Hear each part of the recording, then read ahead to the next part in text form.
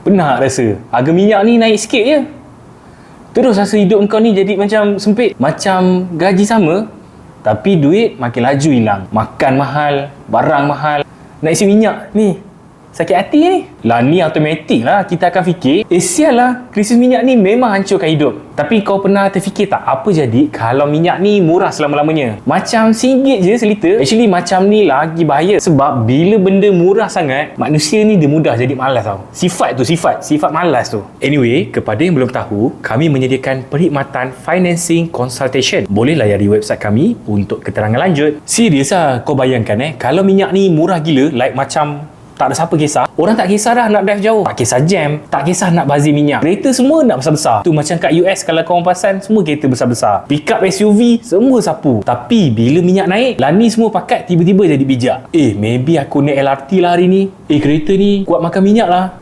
Jom share ride. Nampak tak? Perasan tak? Benda ni bukannya sebab kita nak berubah tau, tapi sebab terpaksa berubah.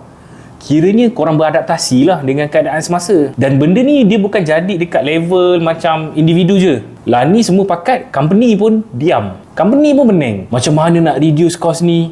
Itulah, inilah. So, daripada sinilah start keluarnya idea pelik-pelik. Kereta elektrik lah, bateri lagi power lah, solar energy lah. Cuba kalau minyak murah je daripada dulu. Aku rasa EV tu sampai sekarang pun belum jadi mainstream. So kadang-kadang krisis ni lah yang bagi paksa teknologi tu dia bergerak pantas atau laju. Lepas tu lagi satu, ramai sangat orang ingat minyak ni makin mahal sebab minyak dah nak habis. Sebenarnya tak juga. Dunia ni masih ada lagi banyak minyak. Contoh paling obvious, negara Diorang ni antara pengeluar minyak terbesar kat dunia. So masalah dia bukan tak cukup. Aku nampak benda ni dia lebih kepada masalah politik, supply chain, jenis minyak, distribution. Faham tak? Macam kau ada banyak makanan kat dapur tapi tak masak, akhirnya korang tetap lapar juga kan. Pada aku dia konsep yang sama lah. And lagi satu, benda besar yang mungkin orang tak nampak, bila krisis minyak ni jadi, negara pun start panik. Dulu banyak negara bergantung dekat minyak luar, especially dekat Timur Tengah. Tapi bila lah ni supply semua terganggu, aku rasa semua negara ni terus sedar, bahaya ni, kalau orang stop supply, kita mati. So lah ni semua diorang duk start pakat buat tenaga sendiri, invest dekat solar, cuba untuk buat renewable energy. Maknanya apa? Krisis tu sebenarnya buat negara jadi lebih kuat. Tapi aku faham je, kalau kau yang tengah struggle sekarang, semua ni bunyi macam teori je. Tapi realitinya, kau tetap kena isi minyak yang mahal, barang tetap naik, gaji tetap sama. And benda tu memang sakit lah. Aku tak deny, tapi cuba kau tengok angle yang lain sikit. Dalam hidup kau pun sama kan. Bila hidup senang, kau tak berubah. Kebiasaannya macam tu lah. Bila susah sikit, ni barulah benda ni berfungsi.